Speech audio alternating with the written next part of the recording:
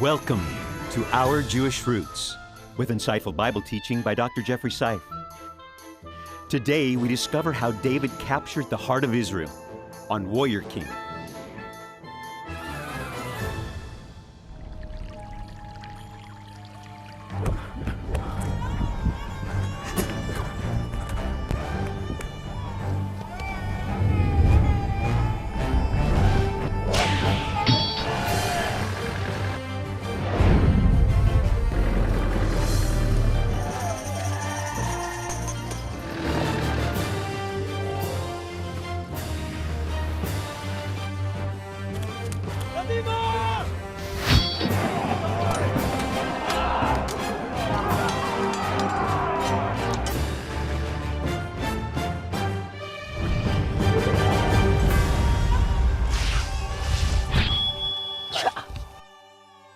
We are so glad you've joined us today. I'm David Hart. I'm Kirsten Hart. And I am Jeffrey Seif. And the word for today is lochem, warrior, the warrior king. We're going to roll out a series again. It was a great one.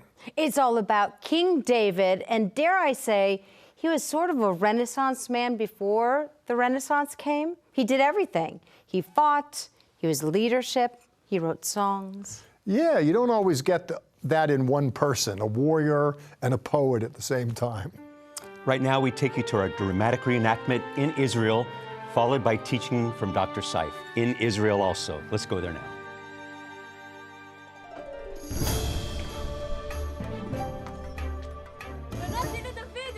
We will never forget that day. Our hearts leaped for joy at the sight of him. David, the giant killer, had returned. The Philistines thought that Goliath could never be defeated, but David had proven them wrong. What faith! How bold! He went to battle with a few small stones and returned with the sword of a giant. King Saul has done well in selecting him. Our enemies have been slain by the tens of thousands.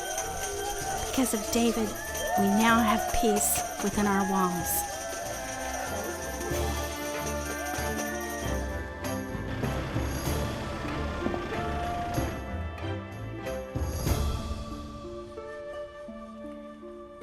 There was electricity in the air, if you will.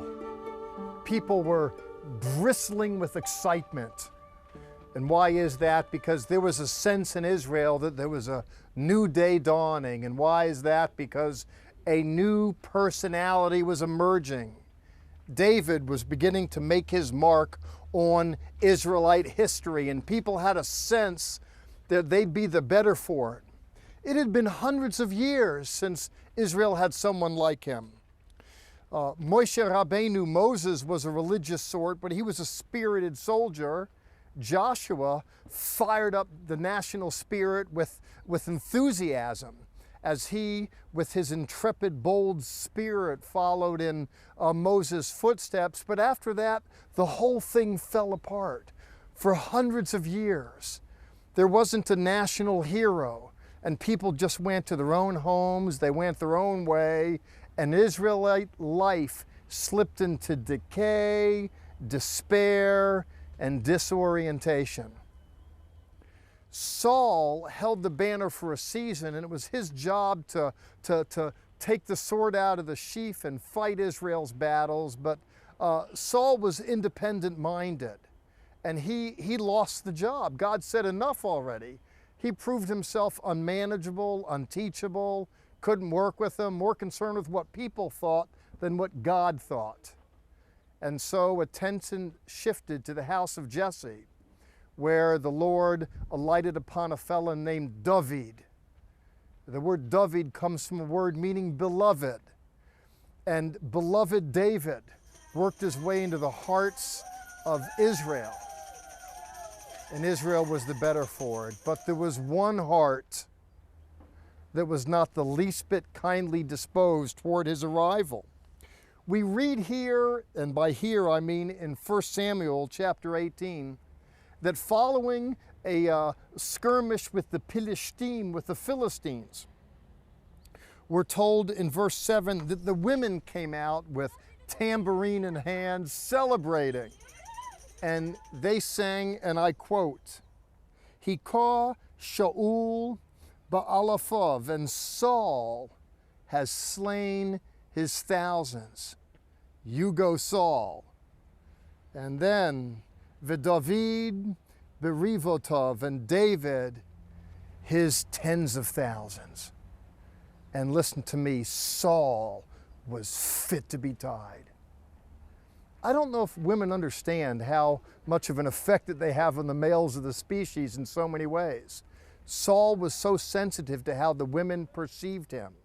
And being wrapped up in himself as he was, he knew that he was on the outs with God, and when he saw David's rise, he became David's enemy, henceforth and forevermore, all the way to the grave. Difficulties notwithstanding, against the backdrop of a monarch who was forever trying to kill him, David still rose and grew higher and higher and higher. And my word to you is, you may well have a Saul in your life, or a set of circumstances that's holding you back, that's indeed adversarial. Every time you turn around, someone, for reasons of their own, is looking to knock the legs out from underneath you. Difficulties notwithstanding, when we look at the warrior king, we're going to see a story of a man who was not to be stopped. We're going to see a story of a man who overcame adversity, who overcame the Sauls in his life. And he had more than one problem. Saul was a perennial one, but when Saul dissipated, there were others. But difficulties notwithstanding, at the end of David's administration, Israel, which was 6,000 miles, was then 60,000 miles. David left his mark through song, and many of them were sung in his wake, where David, under his administration, taught people that with God we can overcome life's obstacles and get the better of life's vexing dilemmas. At first, our leaders were fearful about the prophet's visit to Bethlehem. But Father assured us that this man of God, Samuel, was here on a holy mission. God had told him that one of us would be selected as Israel's next king. Father was sure that it would be my brother Eliab. But the prophet asked to see my next brother, and then the next. He looked at all my brothers, and in each case said, "The Lord has not chosen this man." Finally, the prophet said to Father, "Do you have any more sons?" Father told him he had one more. David was young and handsome, and according to Samuel, was the one God had chosen to be anointed.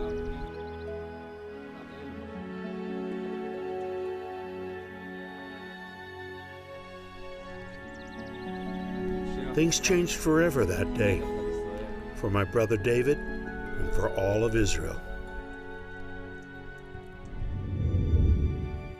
I believe the New Testament is a very, very, very Jewish story.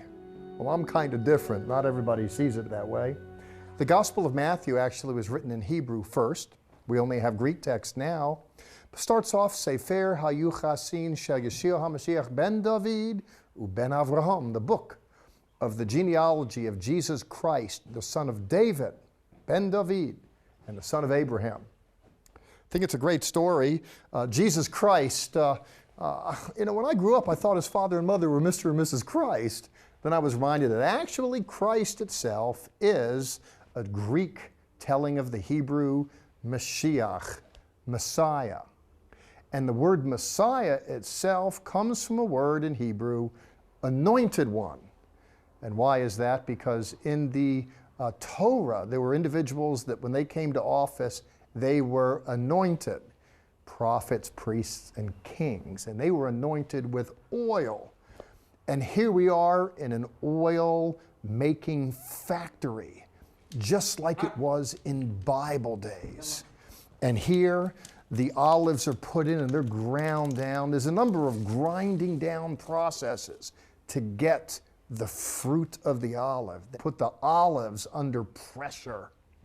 And you know, at one level, it kind of works, to my way of thinking, that leaders get under the olive oil, you know, that which is produced through all this pressure, because the truth of the matter is, when individuals step up to lead, they step up into a world where there's lots of pressures. Our story takes place today against the backdrop of David being visited by Shmuel. Samuel the prophet came to Bethlehem, and he came to the house of Jesse, and he said, "Let me see your boys. Something tells me I'm in for something good," says Jesse. Those boys are marched one after the other. "I'm planning on anointing one," says the prophet, but nothing. Finally, after coming up empty, the prophet looks at Dad and says, "Don't you have anybody else?" "Well, come to think of it, we do. We have Davy, that kid out there." To me, it's striking that his own father didn't think highly of him, that David was a loser in his father's eyes, so much so that when the prophet came to the house and said, "Let me see your boys," David wasn't even included in the list. And the fact that David is disrespected not just by the father, but by his brothers later on when David comes to the army bringing food staples, talking about taking on Goliath. His brothers, "Oh, shut up, David. Who do you think you are? Go tend to your lousy little sheep."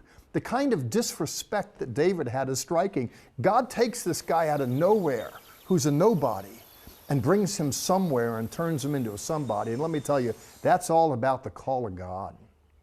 The rabbis explain why it is that David was so marginalized in his family system. There are various arguments put forth, one of which is that David himself was born out of an adulterous relationship, which would explain why his brothers, who construed their coming into the family more legitimately, would look at him disparagingly. You might recall the psalm where David says, "In sin did my mother conceive me." And again, some rabbis attribute it to just that. Others argue that much as David's grandmother was a Moabitess, so was his mother. Of non-Jewish extract herself, this could explain why some of the other brothers marginalized David. The reason why some put that forth is because when David was on the run from Saul, he goes and leaves his mom with the Moabites, and that gives credence to that notion. In any case, we're here in the text where the prophet comes to the house. Vayomer Adonai, and the Lord said, "Kum, arise, mishachechu kizechu, and anoint him, for this is he." David, that nobody guy, gets the oil. We're told, Vayikach Shmuel et keren hashemen. Then Samuel took the horn of oil. Vayimshach oto bekerev echav. And he anointed him in the midst of his brethren. And then Vatitzlach ruach Adonai el David, and the Spirit of the Lord fell mightily upon David. God calls all kinds of people. We have people that are appointed as leaders, and here we have people that are anointed. I say 3 cheers for the call of God, and it's available not just for David and for me, but for you. Our resource this week, the series Faith of Our Fathers on DVD. These 8 programs reveal how the creation of Israel in the Old Testament inspired a future generation to carve out a modern, yet godly nation in the New World. This series features Bible teaching by Dr. Jeffrey Seif, interviews with Christian historian David Barton, plus dramatic reenactments of colonial times. Contact us for your own copy of Faith of Our Fathers. Join us right now for additional content that is only available on our social media sites, Facebook, YouTube, and Twitter. Visit our website, levitt.com, for the current and past programs, the television schedule, tour information, and our free monthly newsletter, which is full of insightful articles and news commentary. View it online, or we can ship it directly to your mailbox every month. Also on our website is the online store. There, you can order this week's resource, or you can always give us a call at 1-800-WONDERS. Your donations to Our Jewish Roots help us to support these organizations as they bless Israel. Please remember we depend on tax-deductible donations from viewers like you. In a moment, we're going to go to a fascinating, dramatic reenactment when David takes on Goliath.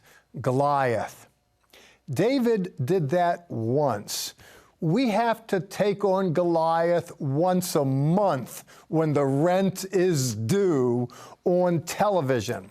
Let me in advance thank you for those who care to share, to put some stones in our slingshot to throw against these massive bills. Television isn't cheap.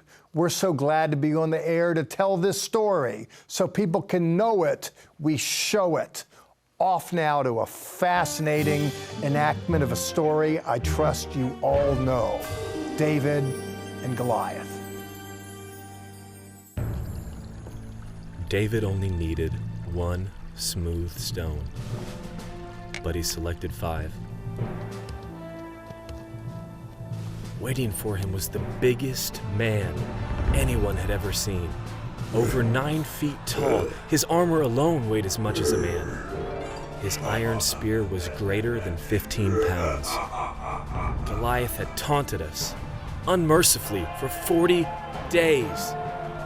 And then one day, this shepherd boy, David, the son of Jesse, confronted the Philistine beast with his sling and that one single stone.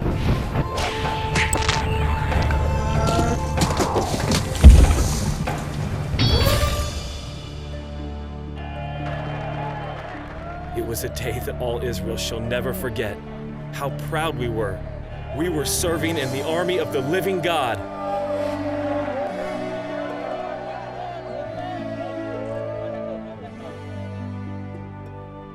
The word Seif comes from the German meaning soap.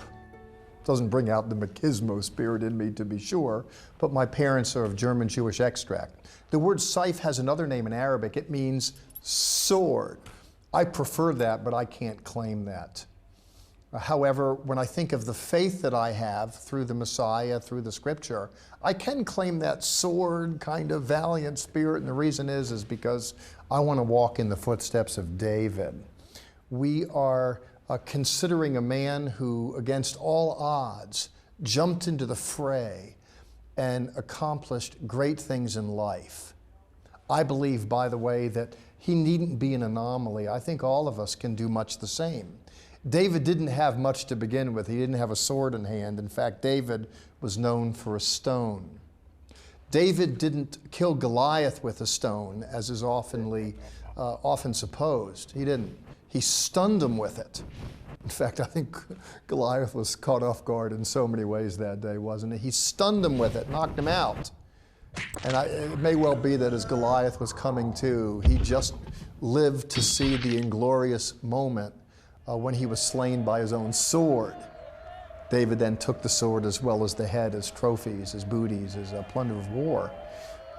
There's a great story there, not that I glory in any death, but I am reminded of a basic biblical principle. This is Bible 101, and that is that faith can, does, and will move mountains.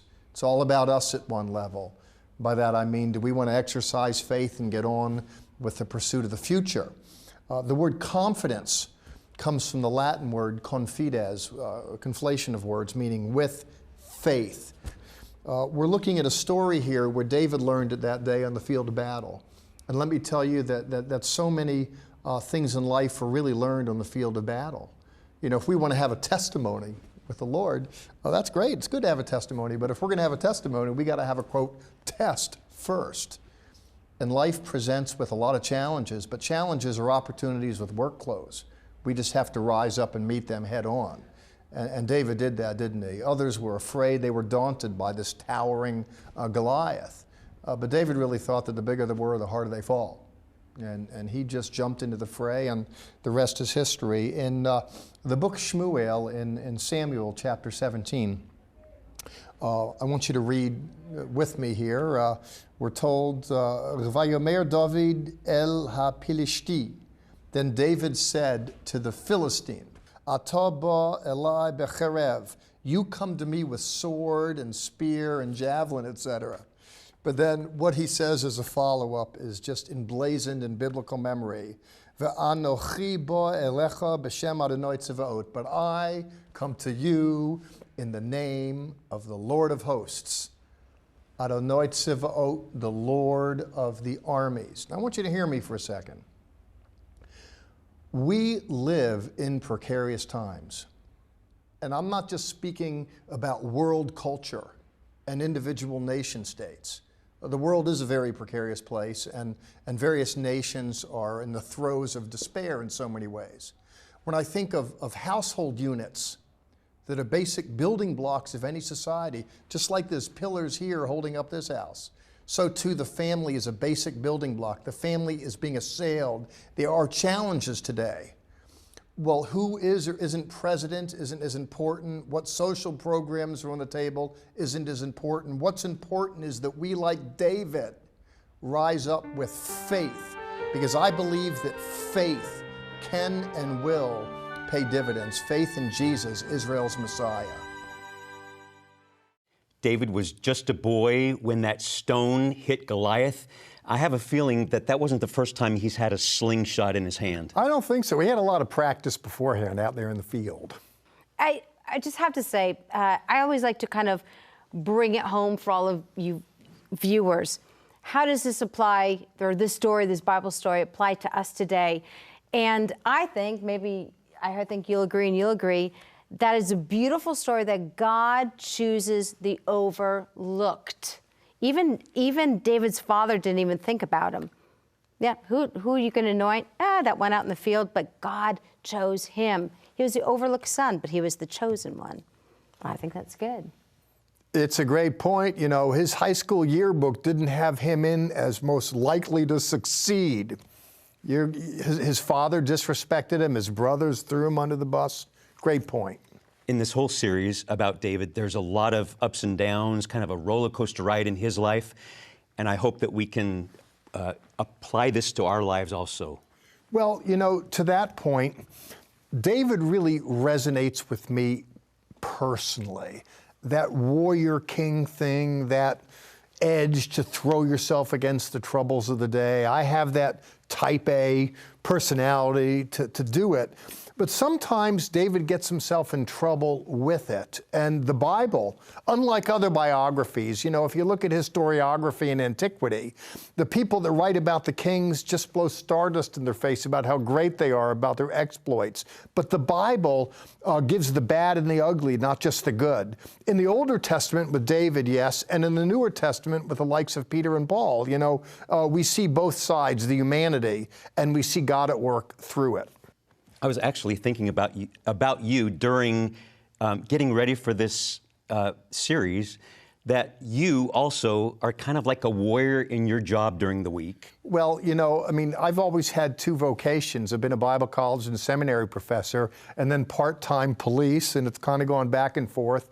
You know, I have about 20, 25 years in policing, and, you know, I've had opportunity to go out there and throw some stones at Goliath, right. Put it like that.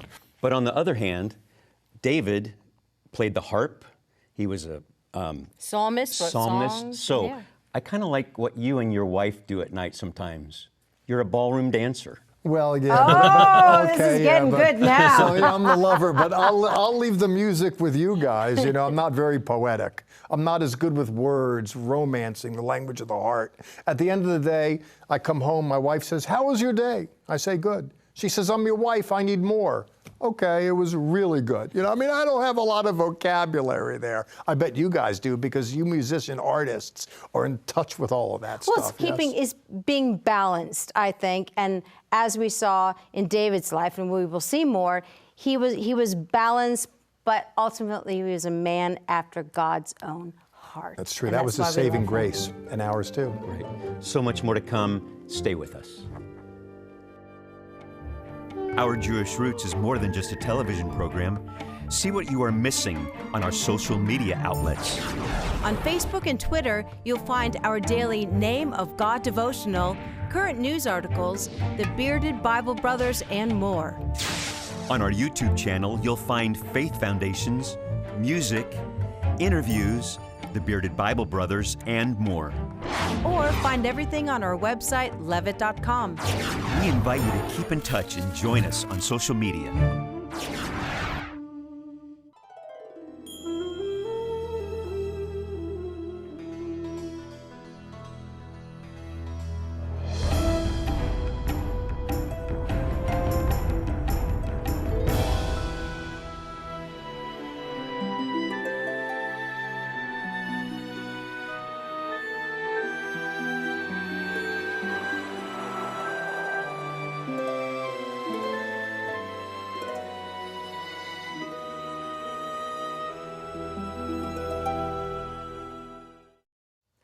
Walking the Holy Land changes your life. If the doors are open, we go. One of our favorite spots in the Holy Land is the Galilee. That's one of your favorites, isn't it? It is. We have a good friend who actually lives there. Many friends that we've made in the past 5 years that we've been on this program. Chaim Malespin, who you've seen before, is in this next segment. Let's go to him right now in Tiberias.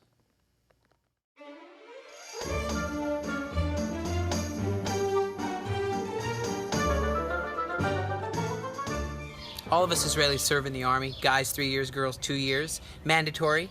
We have to get together and defend the defenseless in this one democracy in the Middle East. I served with the Combat Engineer Corps, the elite unit for special operations and missions. And it comes down to faith sometimes when it's truly a dangerous scenario. We know that he never slumbers nor sleeps who watches over Israel. But do we know that when we're in face of discomfort or danger?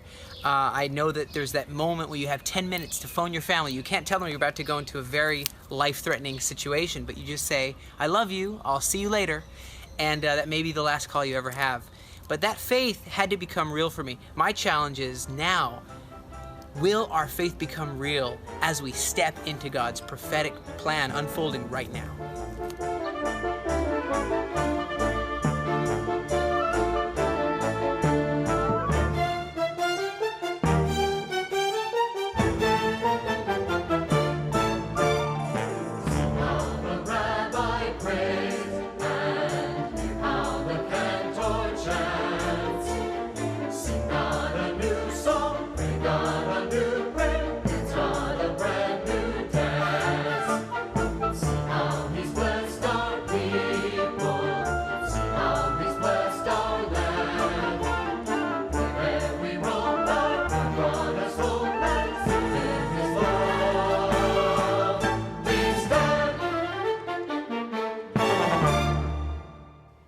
God has a specific call on Chaim Malespin's life as he had on King David's. It was for his time, and he rose to the occasion, didn't he? Yes, and we need some of that for this time.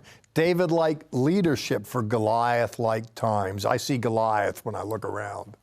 It's not easy. We've discussed everything that people have been walking through in the world. It is hard, and we need those people to rise up with a few stones and say, I'm going to take that down. That doesn't scare me. That's right. Yeah, And rise to the occasion. Yes, hopefully this series will help you.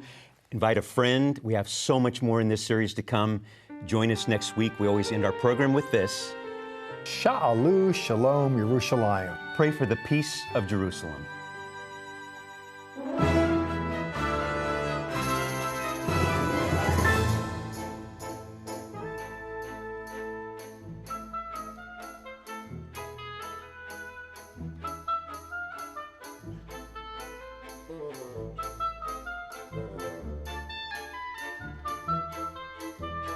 This has been a paid program brought to you by Zola Levitt Ministries.